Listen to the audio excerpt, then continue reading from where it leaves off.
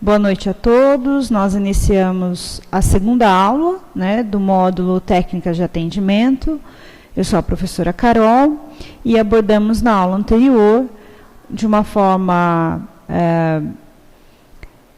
mais ampla, vamos dizer assim, né, as questões iniciais aí de um atendimento, né, considerando a entrevista inicial, a anamnese, o contrato que é feito com o paciente, né, de uma certa forma, pensamos um pouco para a psicanálise, qual é a técnica mesmo de atendimento, considerando a associação livre por parte do paciente e a atenção flutuante por parte do analista.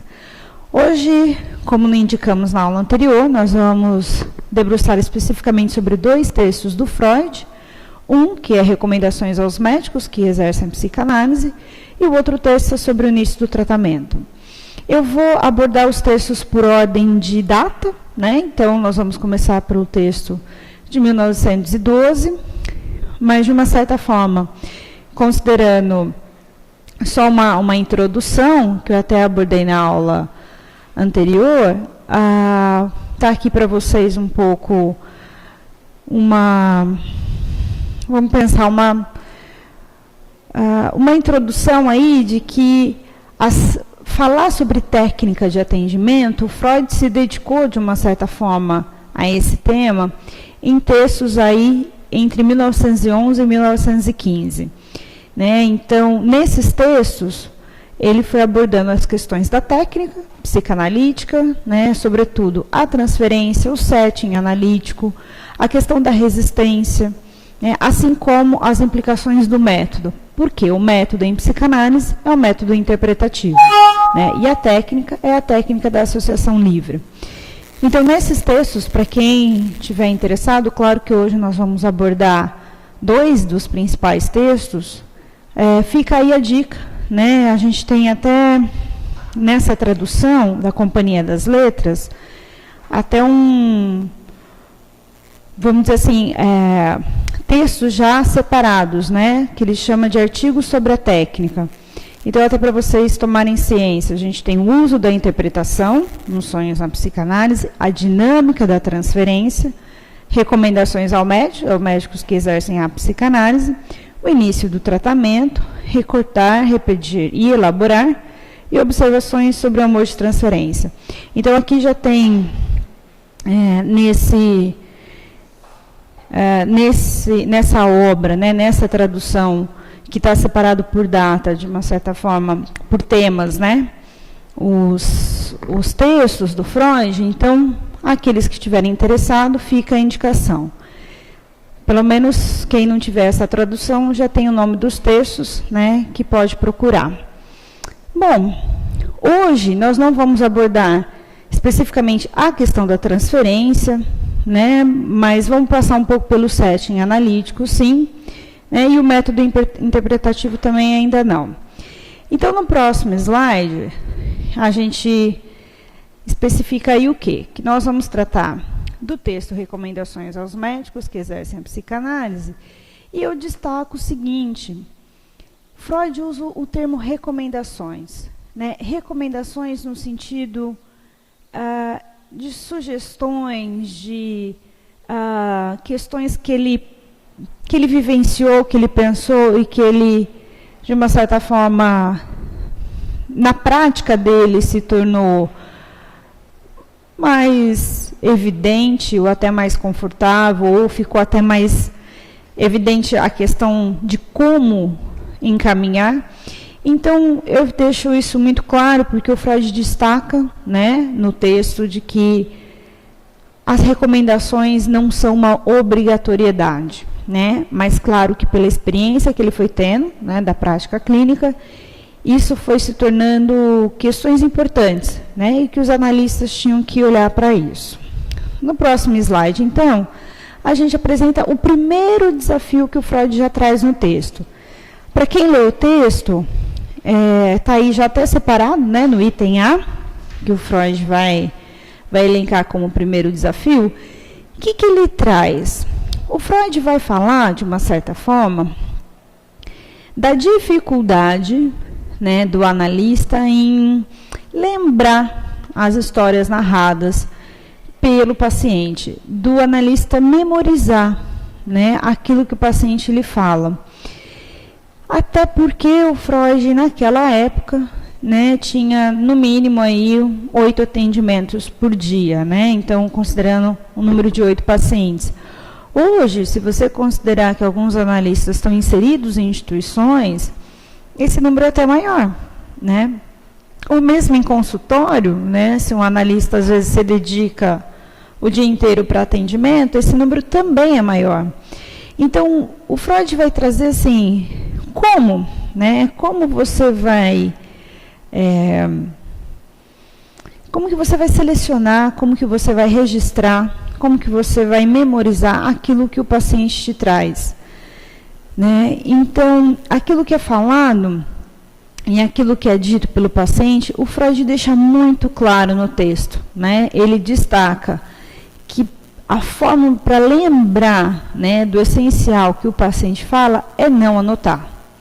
Então, isso eu não sei se causa estranheza para vocês, mas ele faz justamente o caminho inverso, né? É não anotando que vai fazer com que o analista possa realmente se concentrar na fala do paciente e memorizar o que ele está falando. Então, para o Freud, uma das recomendações é não anotar, é não fazer os registros, né, com uma prancheta, né, no colo, caneta e de uma certa forma preocupado, né, em selecionar e anotar aquilo que o paciente está sendo dito, mas justamente com o objetivo de manter a atenção flutuante. Então, eu até destaquei, vou ler para vocês, quem tiver o texto na mão, a página, na minha tradução é a página 149 e a página 150, mas eu vou destacar para vocês o seguinte, são parágrafos curtos até. Ainda estou no item A, né, e ele diz sobre, no entanto, essa técnica é bem simples, ela rejeita qualquer expediente, como veremos, mesmo de tomar notas, e consiste apenas em não querer notar nada em especial e oferecer a tudo o que se ouve a mesma atenção flutuante. Eu fiz questão de destacar, né, essas palavras do Freud, justamente para ficar claro para vocês o que ele está querendo dizer com a atenção flutuante por parte do analista. Por quê? Porque a atenção flutuante, ela exige uma concentração, mas principalmente, não só no discurso que está sendo dito, mas em ouvir nas entrelinhas o que aquele paciente está dizendo. Quando eu falo ouvir nas entrelinhas, é ouvir a dinâmica psíquica, né? É ouvir um pouco o que o inconsciente está trazendo à tona ali, né, naquele relato. E aí ele continua dizendo, se o médico se comporta de outra maneira, dispersada em boa parte o ganho que resulta da obediência à regra fundamental da psicanálise por parte do paciente, para o médico, a regra pode ser formulada assim: manter toda a influência consciente longe de sua capacidade de observação, e entregar-se totalmente à sua memória inconsciente, ou expresso de maneira técnica, escutar e não se preocupar em notar alguma coisa. Essas são palavras do Freud, né? Destacando que ele vai trabalhar de uma certa forma com a memória inconsciente por parte do analista. O que ele quer dizer com isso? O analista que realmente estiver atento e ouvindo o que o paciente vai lhe dizer, ele vai lembrar, né? Então, é como se o inconsciente do analista registrasse, né? Ou, não sei se é a parte mais importante, mas aquilo que tem que ficar daquela fala, né? E aí, quando ele fala se entregar totalmente à memória inconsciente e escutar, é justamente deixar com que estabeleça ali uma relação, né, entre o inconsciente do analista e o inconsciente do paciente. Mas fica muito claro, gente, que a recomendação A primeira recomendação dele nesse texto é em não fazer anotações, né, na frente do paciente. Né? Então, quero deixar muito clara essa minha frase, não fazer anotações na frente do paciente. O que ele vai sugerir depois? Vamos já caminhar para o próximo slide. Ele vai destacar no texto que o analista até deve sim fazer algumas anotações, mas após a sessão, né? O Freud fala que, no caso dele, né, ele deixa isso claro no texto, que ele fazia anotações à noite. Né? Então, ele atendia todos os pacientes e, no final do dia, ele anotava o que cada um dos seus pacientes tinha lhe dito.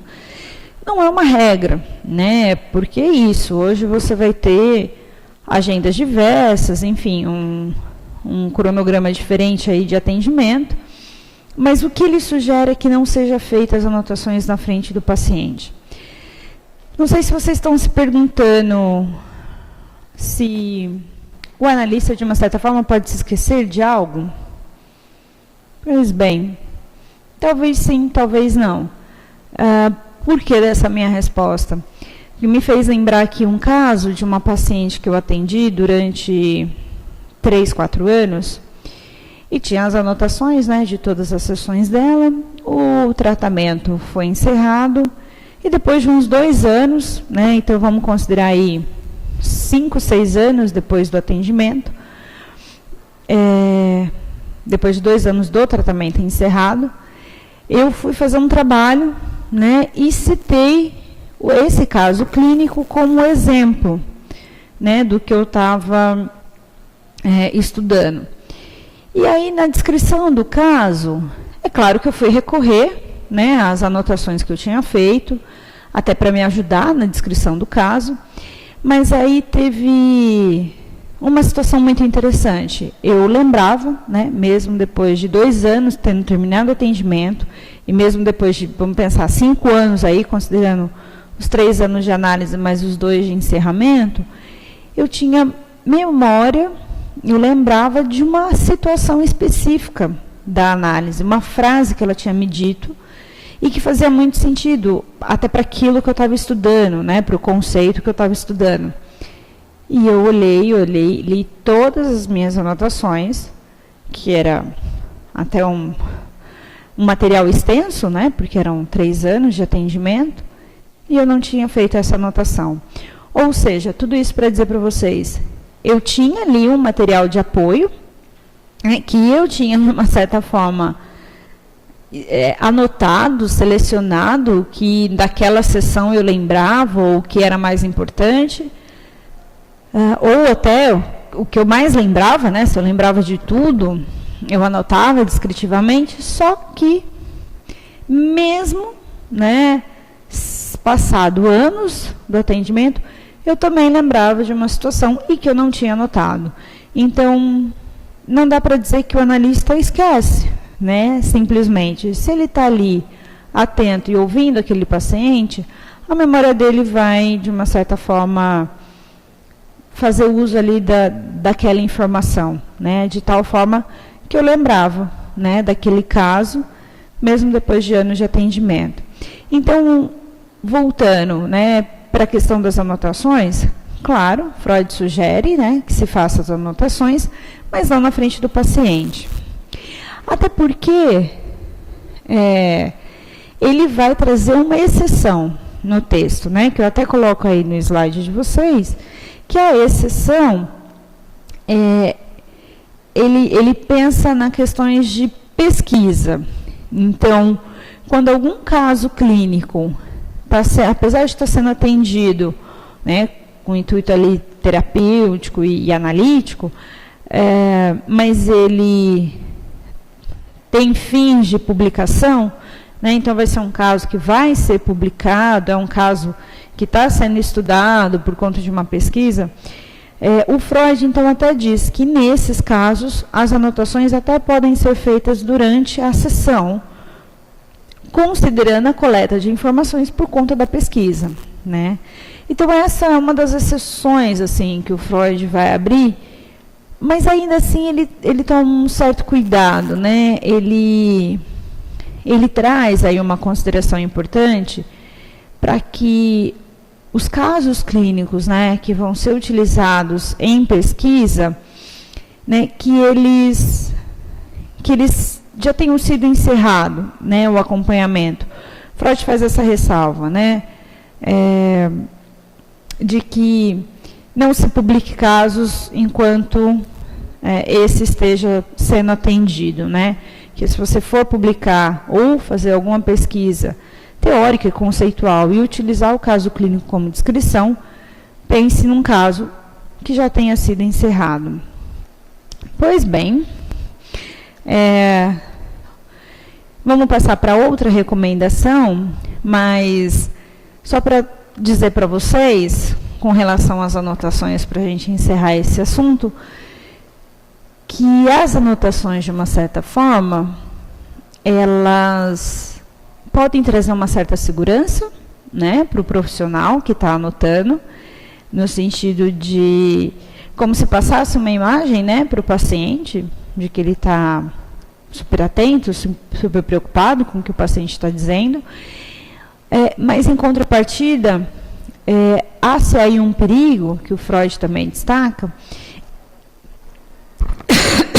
desculpa, gente, há aí um perigo que o Freud destaca, de que quando você faz as anotações, você está selecionando, né, e selecionando não só aquilo que você acha importante, mas enquanto você escreve, você não necessariamente escuta aquilo que o paciente está dizendo, porque ele vai trabalhar um pouco com o mecanismo. Durante a escrita, é como se você tivesse focado na escrita, né, como se até um aluno que anota durante a sala de aula, né, você vai ter, às vezes, né, ter que se voltar, olhar para o papel, e aí você volta depois do seu raciocínio para aquilo que o professor está explicando. Então, o Freud faz um pouco essa consideração também, né, que as anotações, elas podem ter aí um mecanismo de até selecionar, né, e não permitir que o analista escute, né, o seu paciente por completo. Pois bem, uma outra consideração, né, que o Freud vai fazer no texto é com relação à publicação, né, de um caso clínico enquanto ele já tenha terminado o tratamento, né, e de uma certa forma eu vou até destacar, gente, esse slide, tem aí um item que eu acho que é com relação a uma outra matéria, que é a segunda consideração, que não se refere ao texto do Freud, tá? Eu vou fazer depois essa mudança e mando para vocês.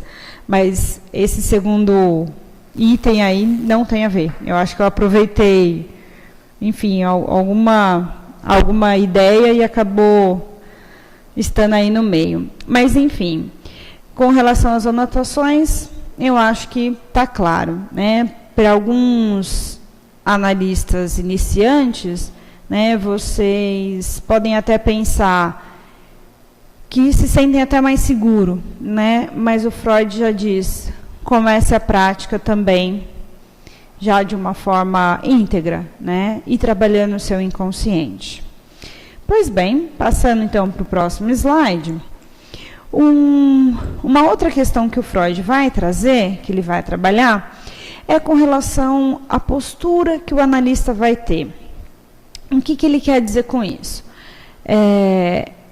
Ele faz até uma comparação no texto, gente, com relação à postura do cirurgião, né? Porque na medicina tem-se uma ideia, né, e até um consenso, eu diria, de que um cirurgião, por exemplo, não opera, né, um parente próximo ou uma pessoa conhecida. É claro que ele até pode acompanhar a cirurgia no mesmo ambiente de trabalho, mas que ele esteja ali, né, como o cirurgião principal, isso fica um pouco atravessado, né, pelas emoções. Então, o Freud compara, né, a postura do analista com a postura do cirurgião. Ou seja, ele diz que o analista também não atenda, né, pessoas que ele tem um certo laço afetivo, um certo vínculo, né? Seja até vínculo não só de parentesco, mas também de amizade. Então, isso que o Freud vai destacar. E ele é até interessante que ele fala, agora, eu acho que não é nesse texto, algum comentador que eu li, né, que vai falar, bom, tome cuidado que talvez você pode até perder o amigo, né, se você passar a atender alguém que você tenha laços de amizade. Então, tudo isso pensando numa questão transferencial, né, numa relação transferencial que, de uma certa forma, aquela pessoa já tem com você, né? E, por outro lado, pensando na comparação que ele faz com o cirurgião, o analista ali, ele já vai estar, de uma certa forma, pré-concebido, vamos dizer assim, ele já vai estar dotado até de conceitos em relação àquela pessoa, né? Seja parente, seja amigo, né? Então, essa é uma outra recomendação do Freud, né? Não atender pessoas e conhecidos, né, que tenha laços afetivos, seja de amizade ou até com parentes próximos, né? Uma outra questão, né, que o Freud vai trazer não só nesse texto, né, mas ao longo da sua obra, vamos dizer assim, é com relação à própria análise do analista, né? O que ele vai pensar? O Freud vai destacar o tripé, né, que o analista estude, que o analista faça a supervisão e que o analista faça a sua própria análise, né, considerando aí um tripé primordial, né, para a atuação analítica. E aí, nesse texto específico, ele vai falar da própria análise, né? Então, o que ele vai trazer como ideia? De que se o analista não fizer sua própria análise, as suas pontuações, as suas intervenções podem vir, às vezes, com a influência dos seus próprios complexos, né? Então, vamos pensar um pouco, né? Se um analista estiver passando por uma separação na vida pessoal, né? Separação pensando em casal, né? De homem e mulher. E aí chega um paciente com a mesma questão, né, em que ele também está se separando, né, do seu esposo ou da sua esposa. E aí, como que o analista escuta isso, considerando que ele tem que separar, né? Tem que haver um distanciamento daquilo que o analista está vivenciando com aquilo que o paciente também está vivenciando. Então, o interessante é que, com a própria análise, né, o analista consiga estar ali na sessão realmente livre, né, dos seus, enfim, da sua vivência, da sua experiência pessoal. E aí o Freud vai até usar um termo, né, que eu coloquei no slide, para que não haja um ponto cego no trabalho, né, ele até coloca entre aspas. Eu vou ler para vocês, quem também tiver com o texto na mão. Eu estou no item F, né? Mas no parágrafo que se inicia anos atrás. E aí, no meio desse parágrafo, ele diz: inclui entre muitos méritos da Escola Psicanalítica de Zurique ter reforçado essa condição e tê-la fixado na exigência de que todo indivíduo que queira efetuar análise em outros deve primeiramente submeter-se ele próprio a uma análise com um especialista. Ele está deixando muito claro, né, aquele que quiser analisar uma outra pessoa tem que primeiramente submeter-se a uma análise própria. Quem levar a sério este trabalho deveria eleger este caminho, que promete várias vantagens. O sacrifício de franquear a intimidade a um estranho, sem que a enfermidade o obrigue a isso, é amplamente recompensado. Então, de uma certa forma,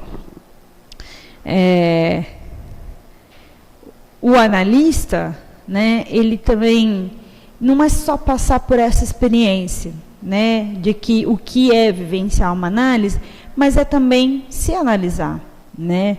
Porque ele continua dizendo o seguinte: a pessoa não apenas realiza muito mais rapidamente e com menor gasto afetivo a intenção de tomar conhecimento do que traz oculto em si mesma, como adquirir na própria carne, por assim dizer, impressões e convicções que procura em vão nos livros e nas conferências. Interessante essa fala dele, né? Porque o Freud vai destacar o quê? Aquilo que o analista às vezes procura em vão, porque é em vão, né? Uma explicação para a sua própria vida, para aquelas questões ocultas, para aqueles lapsos, né? Procura nos livros, nos textos, nas conferências, ele vai poder encontrar isso na sua própria análise. Então, é uma recomendação, gente, que atualmente não tem como ignorar, né? O tripé, repito, análise própria, supervisão e o estudo, né? Estudo mesmo da psicanálise, dos conceitos, é o primordial para o trabalho analítico. Pois bem, então, fica aí mais uma recomendação do Freud. Passando adiante, a gente vai ter aí alguns destaques que ele vai fazendo ao longo do texto, né? O que o Freud vai destacar? O Freud vai fazer um alerta no sentido do analista não deixar abrochar esse lado pedagógico. O que ele quer dizer com isso, gente? A gente tem no senso comum, né, não tem como negar que existe no senso comum uma certa ideia, né, e um certo consenso também, de que o trabalho do psicólogo é de aconselhar, né, é de receber o desabafo.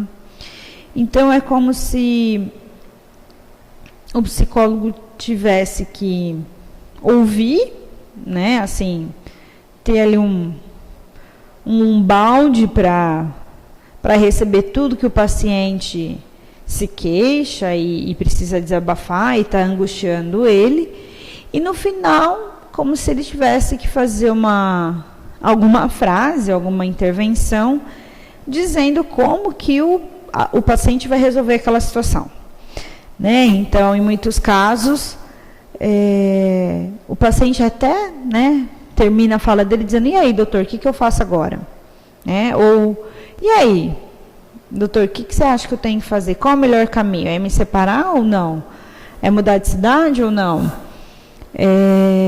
Então, assim, se a gente pensar um pouco na prática e nessa ideia que foi se construindo em relação à profissão do psicólogo, muitos pacientes que procuram um psicanalista não necessariamente sabem dessa diferença. E não que todos os psicólogos tenham essa postura, né? Muitos estão ali realmente não para aconselhar, né, mas para fazer aquele paciente pensar sobre o que ele está falando. E a psicanálise vai nesse mesmo caminho, né? A psicanálise não tem o objetivo, né, de aconselhar e dizer para o paciente o que ele tem que dizer, como que ele vai resolver a vida dele. E aí vocês podem estar se perguntando, mas isso é muito complicado? Porque, principalmente quem está de fora, né, é muito fácil ouvir, né, alguém com algum problema, muito fácil. Mas, enfim, é mais fácil, né, ouvir alguém que tem algum problema e já achar uma solução. Já dizer: nossa, né, se eu fosse você, né, essa é a frase que muitos amigos, vizinhos, né, parentes falam, né, se eu fosse você, eu faria assim, ou eu faria assado. É como se o psicólogo ele tirasse essa frase, né, mas dissesse: faça assim ou faça assado. Então, os pacientes, sem saber dessa diferença, procuram um profissional, talvez um psicanalista, esperando também que ele fale, né? Faça assim, resolva assim, ou dando orientações até, né? Pensando até de pais em relação aos filhos, né? Como se educa, como se cria, como se estuda, né? Métodos de estudo, técnicas, às vezes, de respiração, de acalmar a ansiedade. Enfim, você vai ter uma gama de possibilidades que em algumas situações, com alguns profissionais, elas vão serem sugeridas, mas na psicanálise não, né? E isso o Freud deixa muito claro, né? No entanto que nesse texto ele trata do assunto e deixa esse alerta, né? O quanto os profissionais têm que evitar essa postura pedagógica de ensinar, de orientar, de dizer para o paciente o que ele tem que fazer. Em alguns casos, alguns alunos até me perguntaram, nossa, mas isso é muito difícil, né? Às vezes você está ouvindo um paciente e é até até automático às vezes, né? Vem o pensamento de que, nossa, é tão óbvio, faça assim, né? Que você resolve. Mas vamos pensar, isso não vai ser dito para o paciente num caso de um psicanalista, né? Você pode até pensar, mas isso da mesma forma que vem, isso vai embora. Por quê? Porque um analista, o Freud vai falar, ele tem que tratar esse furor antes, ou seja, ele tem que ser tolerante, ele tem que tolerar não só as fraquezas do paciente, como a velocidade desse paciente, né? Então, o analista não tem que querer que esse paciente mude, que esse paciente se case, que esse paciente se separe, que ele escolha outra profissão.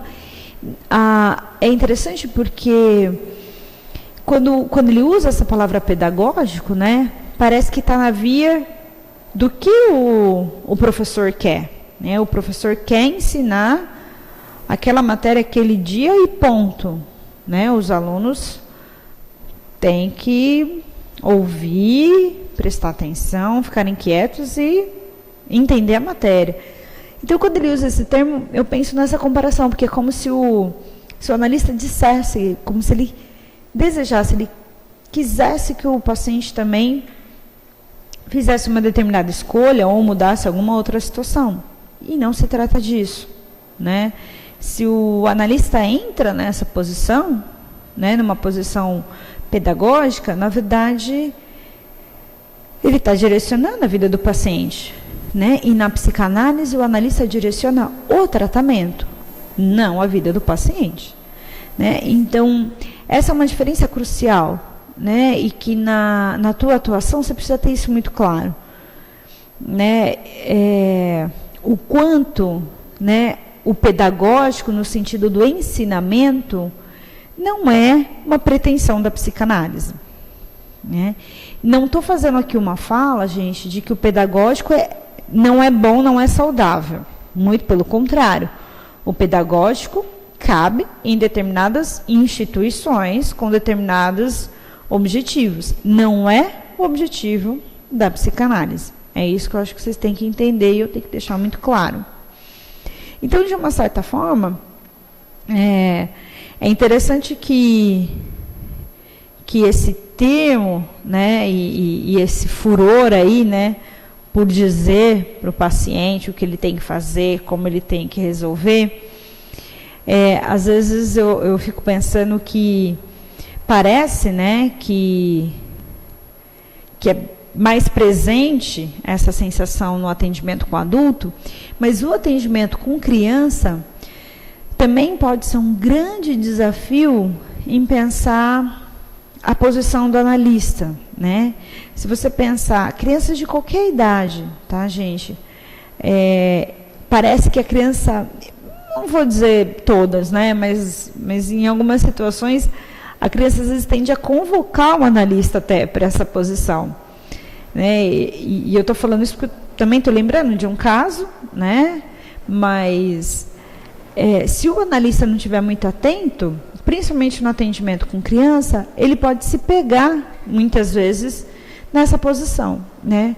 Dizendo para a criança que ela tem que guardar o brinquedo, ou ensinando ela a brincar. Ah, então, eu vou te passar as regras dessa brincadeira, sem ela pedir.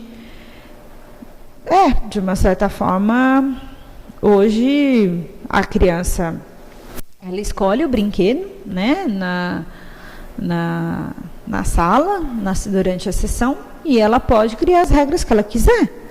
Isso, de uma certa forma, vai dizer algo daquela criança, né? Então, é interessante você observar o movimento da criança, né? Você vai ter desde os pequenininhos querendo, né, se aproximar de um brinquedo dos maiores, né? E como eles não conseguem acompanhar o raciocínio, porque às vezes é um jogo muito complexo, eles inventam a própria regra, né? E qual é o erro nisso? Por que o analista tem que ali ensinar como é que joga, né? Como é que faz, como são as regras? Claro, se o paciente às vezes pergunta, aí porque o jogo está de acordo com a idade dele, ele nunca jogou, é uma outra situação, né? Aí você vai observar a dinâmica ali do jogo. Mas até o guardar o brinquedo, é como se, né, eu não sei, ficar quietinho, sentadinho, né, como se o analista quisesse que a criança ficasse, né, só numa cadeirinha, sem poder, ou sem conseguir se movimentar e conseguir, ou poder até se movimentar, né, como se o analista quisesse a criança se comportasse como um adulto, mas chamar a atenção disso, né? É aí que está o perigo, que é o que o Freud vai falar dessa posição pedagógica. Então, por outro lado, eu acho que a posição do analista, né, em não ser um sujeito ali, né, de não ter as pretensões, né, de o que aquele paciente tem que fazer, o que o paciente tem que decidir, dele não dar conselhos, dele não orientar, e dele escutar, mas ter claro que as intervenções e as pontuações dele vão em direção, né, ao inconsciente. Isso é uma questão da prática analítica, né? Então, é claro que pensar em tudo isso, né? Até estou pensando no analista iniciante. Claro que às vezes, né, há algumas questões ali, você pode até um pouco passar despercebido, mas o analista sempre tem que estar atento. Por isso da supervisão, né? E por isso da própria análise. Mas nesse caso, pensando na posição que o analista passa a ocupar durante a sessão, vem aí muito essa ideia, né? Às vezes a supervisão ajuda, né? Vai ao encontro desse cuidado aí, né? Quando o analista está com alguma dificuldade ou algum caso muito difícil, ou simplesmente quando ele está capturado, né, por aquele caso clínico, a supervisão pode muito bem, né, ajudá-lo a entender por que ele foi para a exposição pedagógica ou não. De qualquer forma, o Freud deixa isso muito claro, né, não ocupar essa posição, né, que é uma tentação, né, tá até no slide essa palavra, né, é uma tentação para o analista. Por quê? Talvez é muito mais fácil, muito mais simples, né, dizer para o paciente o que ele tem que fazer, ao invés de trabalhar junto com ele e fazê-lo trabalhar, pensar, refletir. E mais que isso, né, fazê-lo se haver com aquilo que ele está dizendo, né, com aquilo que ele está implicado numa certa dinâmica, seja por conta da separação, seja por conta da viagem ou por conta dos estudos, né. Pois bem, para finalizar a questão deste texto, está aí o último item, né, nesse slide, que o Freud vai fazer uma ponderação de não indicar textos, de não sugerir leituras de textos psicanalíticos para os pacientes, né? E isso pode trazer uma certa estranheza, né? Porque a gente já viu, né? E eu vou lembrar aqui o caso do Homem dos Ratos, né? A gente já viu que um próprio paciente do Freud lia os textos dele, né? Já tinha lido os textos dele antes de iniciar a análise, né? Mas mesmo assim, o Freud se preocupou e se atentou com esse item, né? Porque ele fala que o paciente tem que estar atento em aprender com a sua própria experiência e não encontrar nos textos e na teoria a fórmula como se fosse, né, uma fórmula mágica dos seus complexos, né, dos seus lapsos e tudo mais. Então, esse texto, né, eu acho que fica aí esse destaque de que o Freud não sugere mesmo que os analistas indiquem, né, textos psicanalíticos para os seus pacientes lerem. E sim, o instiguem a falar, né, o incentivem a falar e a se implicar no que ele está falando.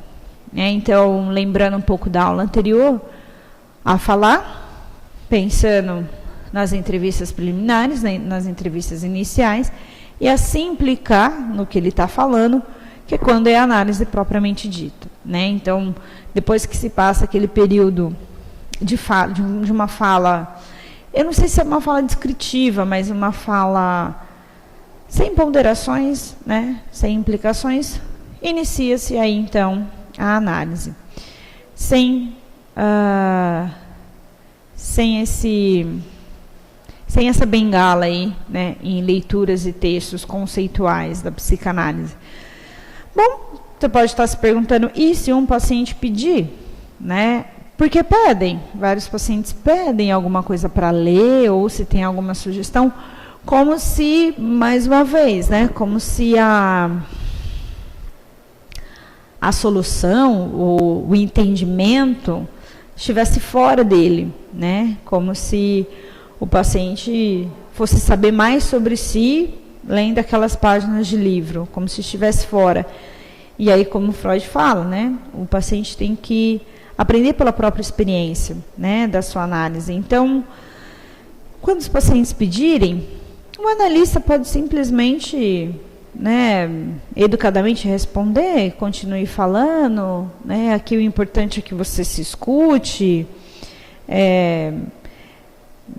né, talvez responder de uma certa forma que o texto naquele momento não é o mais primordial, né, o primordial que ele continue falando, né, e de uma certa forma possa descobrir algo dele sem teorias, né. Pois bem, considerando então que nós abordamos aí o texto Recomendações aos Médicos que Exercem a Psicanálise, eu fui, claro, elencando os pontos principais, mas isso não significa que talvez vocês considerem outras questões importantes ou tenham alguma dúvida. Então, realmente mandem perguntas, né? Comuniquem com a gente caso alguma passagem do texto tenha ficado, enfim, não muito esclarecedora para você, ou até se você gostaria de destacar algum item. Até porque, assim, né, eu acho que para quem estiver desbravando Freud, né, pode ter percebido nessa leitura que ele não tem, né, uma escrita e um vocabulário difícil, muito pelo contrário. Então, se tivéssemos a oportunidade, acho que era até interessante lermos o texto aqui, né, porque é uma riqueza, uma preciosidade. Mas a ideia, eu acho que é instigá-los também, né, a se empenharem aí nessa leitura. Então, fica agora a recomendação, após o destaque, né, dos itens importantes, que você agora possa ler, né, e quem sabe o texto começar a ficar até mais familiarizado. Pois bem, vamos passar então para o próximo slide, quando a gente começa a abordar nosso outro texto, né, sobre o início do tratamento, que foi escrito em 1913. O subtítulo, gente, desse texto é Novas Recomendações sobre a Técnica da Psicanálise 1. Eu vou até olhar aqui, o outro texto, ele vai usar também novas recomendações sobre a técnica da psicanálise 2. Então, por isso que ele, exatamente isso, o recordar, repetir e elaborar, ele vai ter o subtítulo de novas recomendações sobre a técnica da psicanálise 2. Pois bem, o texto, o início do tratamento. Um texto um pouco mais extenso, né, que o anterior, mas que vai trazer, eu acho que pontos cruciais e pontos que todo analista, né, que começa seus atendimentos, que começa a prática clínica, vai ter que se deparar em pensar sobre questões do divã, sobre questões do dinheiro, sobre questões do tempo. Ele vai continuar trabalhando nesse texto com a ideia de recomendações, né? Ele vai pensar, né, mais uma vez, na não obrigatoriedade, só que aqui ele vai elencar, né, temas e itens específicos do início do tratamento mesmo, né? E eu vou até compartilhar com vocês, né, fazer aqui um parênteses para dizer, esse texto, né, eu já estou na prática clínica há um tempo, e esse texto, ele talvez se torna necessário, né, releituras constantes, né? Claro que no início da prática clínica, conversando já, né, com outros colegas de trabalho, é como se todos os profissionais quisessem um manual, né? O que você fala para o paciente, como você fala, como que você decide as questões, né, pertinentes ao pagamento, ao tempo e tudo. Mas não existe esse manual, né? O Freud não nos deixou manuais, né, tratados, mas ele deixou essas recomendações, né, até para que, após, né, o conhecimento dessas recomendações, que cada profissional possa imprimir seu estilo, né, de atendimento também. Pois bem, então, ele já vai começar o texto aí, trazendo um destaque que a gente falou, né, de uma certa forma na aula anterior, que é uma questão de investigar, né, de você ouvir aquele paciente no início, para ver se ele é ou não um paciente para continuar um acompanhamento psicanalítico, se ele vai ser encaminhado, né, até para que o analista levante até uma hipótese diagnóstica, né? Então, ele vai trazer no texto que o analista vai aceitar aquele paciente provisoriamente, né, para ver se ele é um caso apropriado ou não para a psicanálise. E aí, né, feitas as entrevistas iniciais, o psicanalista, ali, o profissional, vai decidir que encaminhamento vai dar para aquele caso. Como a gente abordou isso bastante, né, na próxima aula, eu vou passar adiante. Pois bem, no próximo slide, a gente tem as não recomendações. O interessante é que até agora ele foi falando o que ele recomendava, né? E aí, já nesse texto, ele já começa, né, depois de abordar questões aí de aceitar o paciente provisoriamente, ele já começa elencando uma série de questões que ele não recomenda que o profissional faça. Então, por exemplo, o Freud vai trazer que nesse período inicial, ele faz um destaque até interessante, que não seja feito longos debates, assim, que o analista não se estenda na tua fala, que as entrevistas também não sejam longas antes mesmo de se iniciar. o tratamento em si, que quando eu separei na aula passada como a primeira sessão de análise. Então, ele vai trazer um pouco esse cuidado, assim, de que não sejam sessões longas, que não tenham debates extensos, Por quê? Porque o analista, de uma certa forma, ele tem que, vamos pensar, não sei se é focar, talvez, focar e se concentrar naquela hipótese diagnóstica, naquilo que está sendo dito, por que aquele caso está ali, Então, essa é uma recomendação que o Freud, fala, seja sucinto, foque, tenha ali enfim, o objetivo do teu trabalho é muito claro, para que você não se perca, Uma outra questão, que a gente já até falou um pouquinho no início dessa aula, ele retoma nesse texto, então, vocês estão vendo que às vezes as repetições não são por acaso, porque o Freud acha muito importante mesmo, mas ele retoma a questão de que o analista não atenda pessoas que ele já conheça. Não atenda amigos, não atenda parentes. E aí, nesse texto, ele fala, por quê? Porque a transferência já pode estar pronta. Então, analisando, na verdade, um paciente que já conhece seu analista, fora do setting analítico, conhece ele de festas, ou é porque é parente, ele já tem uma transferência pronta. A transferência não vai ser estabelecida ali no setting. Então, ele já vai ter algumas ideias, alguns preconceitos estabelecidos.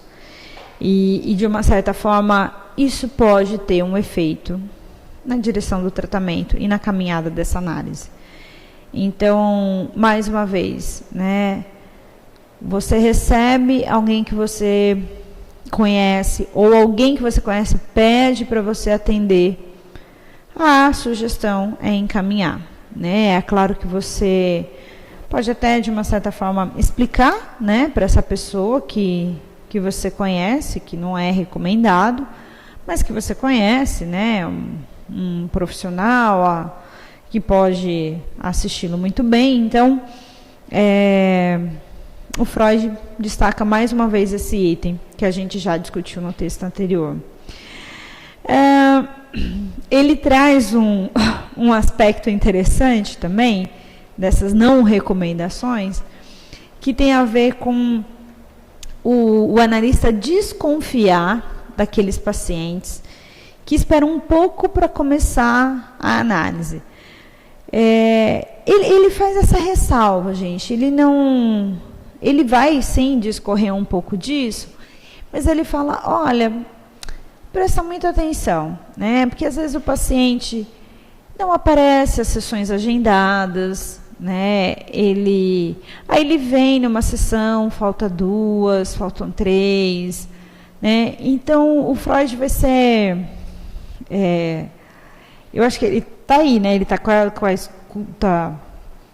o flutuante, com a atenção flutuante, e ele vai fazer essa ponderação. Preste atenção nesses pacientes que demoram para iniciar o tratamento, e ficam, de certa forma, sempre encontrando ali, não sei se é uma desculpa, ou sempre tem uma situação, sempre tem algo acontecendo para que não se efetive, de fato, o tratamento. O porquê? A gente pode levantar várias hipóteses. Em cada caso vai ser um caso, Então, ele só traz, eu acho que esse destaque, para que você analise caso a caso e realmente esteja atento o que está acontecendo nesse movimento do paciente, Que às vezes é uma dificuldade relatada pelo paciente, porque um dia é chuva, outro dia é o ônibus, outro dia é o cachorro que ficou doente, enfim, cada dificuldade aí relatada pelo paciente, ela não tem que ser recebida já de prontidão, pelo analista. E uma outra questão que o Freud traz, isso é muito interessante, gente, tem a ver com a questão do paciente confiar ou não na psicanálise. Primeiro, ele fala, aquele paciente que confia, que adora, que conhece a psicanálise, ou até não é nem da área, mas tem ali um certo conhecimento, uma certa idolatria, isso não garante em nada o processo analítico, né? Em contrapartida, aquele paciente que não conhece e nem sabe a diferença, isso acontece muito, né? Os pacientes que a gente recebe em consultório, e mesmo os que vão em instituição, né? Instituição menos ainda, né? Eles não vão saber a diferença, às vezes nem se importam, não sabem às vezes que isso existe, né? As diferentes abordagens dentro da psicologia e até mesmo as diferentes linhas de pensamentos dentro da psicanálise, as escolas, né, dentro da psicanálise. Então, assim, o Freud vai ser muito claro nesse texto. Não altere nada, confiar ou não na psicanálise, mesmo esses que desconhecem, né? Então, isso é uma não recomendação no sentido, não se iludam, né, com esses pacientes que são fãs da psicanálise, como se fosse facilitar o tratamento deles, até porque isso pode criar uma certa resistência, né? E também não se desanime ou não desinvista, né, naqueles pacientes que de uma certa forma não conhecem a psicanálise. Muito pelo contrário, né? Todos os mecanismos vão se estabelecer ali e uma análise pode caminhar normalmente. Pois bem, caminhando mais um pouco, no próximo slide, a gente já vai começar a entrar nas questões específicas que o Freud foi elencando, né, no texto. Ele vai realmente chamar pontos de importância, né? E aí ele começa, os pontos de importância, ele começa falando sobre o tempo e o dinheiro, né? Vamos começar pelo tempo, que é a ordem que ele traz no texto. Sobre o tempo, gente, o Freud, na época, né, em que ele trabalhava, os atendimentos aconteciam basicamente todos os dias, né?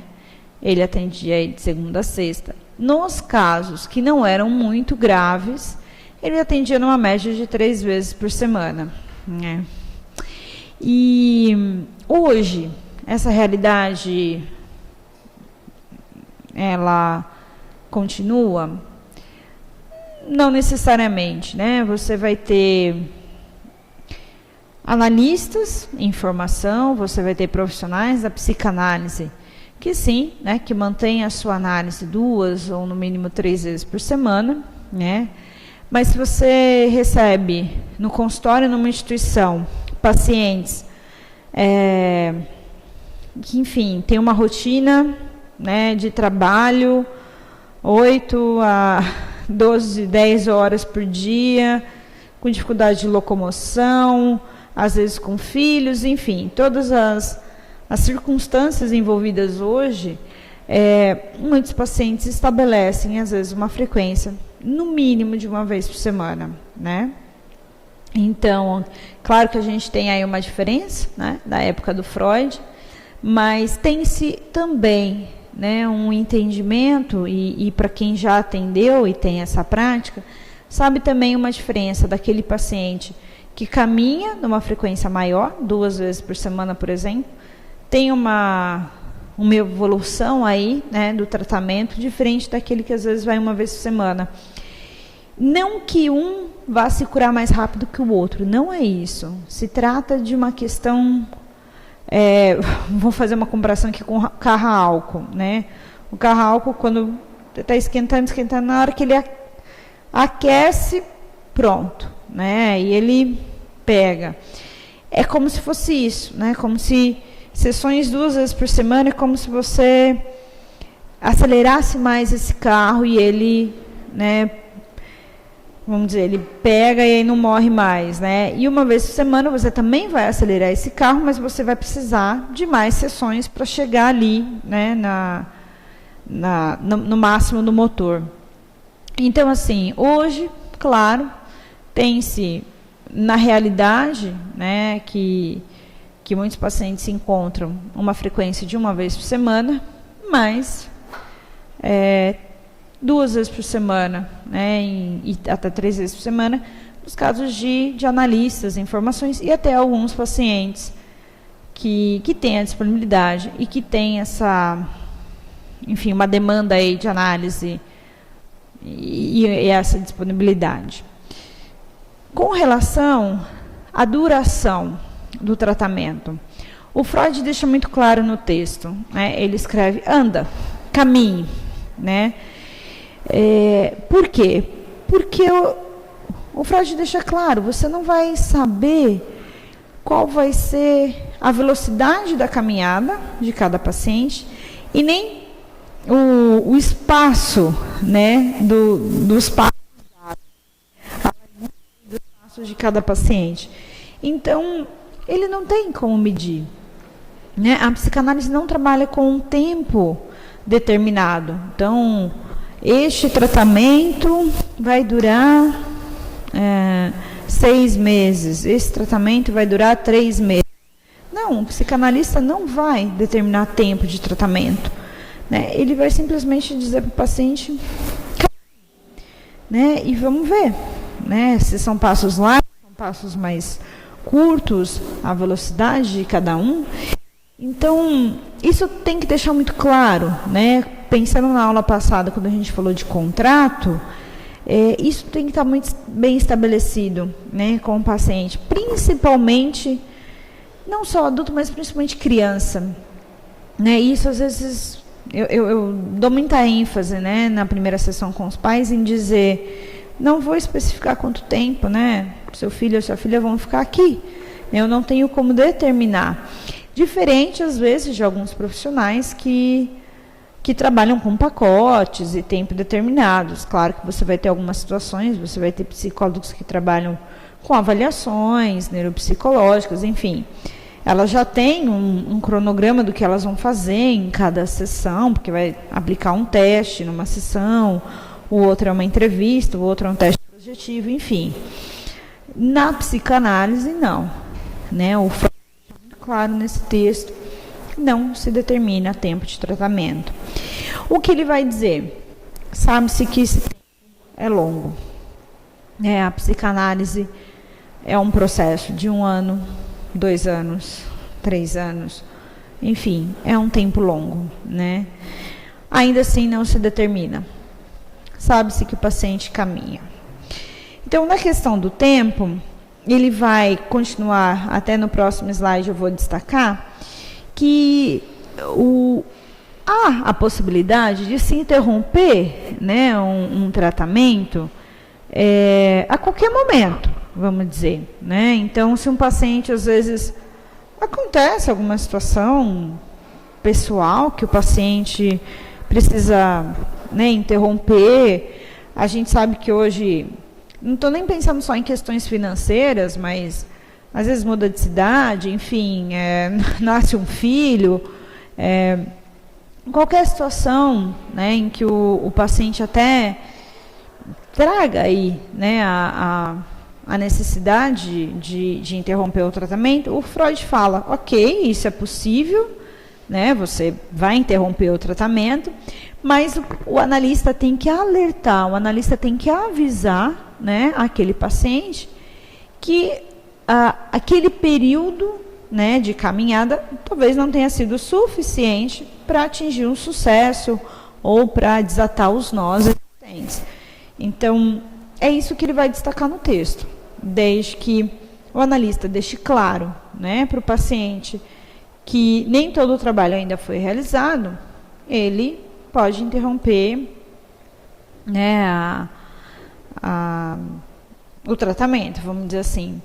E aí é interessante que você tem, às vezes, um movimento, para quem trabalha na clínica já percebeu isso, e o Freud destaca isso no texto dele, né, que às vezes algumas desistências, né, em psicanálise, quando não essas de situações externas, elas podem ocorrer pelo próprio paciente em vivenciar uma certa lentidão, né, em achar que está demorando demais, né, percebeu alguma mudança, né? Só que aí o Freud é muito claro, né? As mudanças profundas da mente, elas são